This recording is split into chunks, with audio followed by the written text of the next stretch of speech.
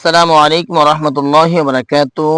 দেশে এবং বিদেশে, কাছে এবং দূরে যে যেখান থেকে আমার ভিডিও দেখছেন বা শুনছেন, আপনাদেরকে জানাই লাল গোলাপের শুভেচ্ছা। আমি মাগরিবের কিছুক্ষণ পূর্বে আপনাদের সামনে ভিডিও নিয়ে উপস্থিত হলাম। যারা গ্রামীণ পরিবেশকে পছন্দ করেন অথচ শহরে জীবনযাপন করেন, তারা দেখতে পাচ্ছেন আমি নদীর পাড়ে অবস্থিত। যে এখানে নদীর ভাঙ্গনে এই গ্রামটি নিয়ে যাওয়ার উপক্রম ছিল। কিন্তু আল্লাহ তাআলার অশেষ মেহেরবানিতে এই গ্রামের শেষ পর্যন্ত নদীর ভাঙ্গন থেমে যাওয়ায় একেবারে নদীর কিনারে দেখছেন আপনারা জেন্ট্রি গাছ অবস্থিত। হ্যাঁ, এই যে রাস্তা ভাঙ্গা, অর্ধেক ভাঙ্গা অবস্থায় আছে। আমার পাশেই আপনারা দেখতে পাচ্ছেন একটু দূরেই নদী, সেখানে এখনো জেলেরা মাছ ধরার জন্য তাদের নৌকা নিয়ে আছে।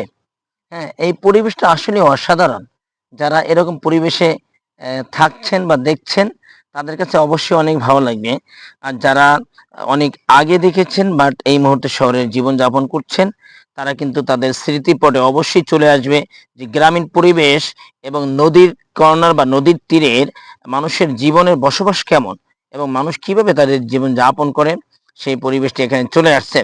অবশ্য এখানে অনেক মায়া, মমতা, ভালোবাসা, অনেক ইতিহাস, ঐতিহ্য মানুষের ভিতরে লুকিয়ে থাকে।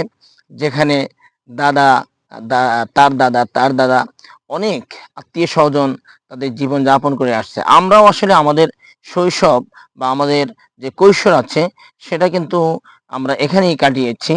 আ এখন এখানে এই মাটির সাথে আমাদের জীবনের মমত্ব, ভালোবাসা অনেক কিছু লুকিয়ে আছে।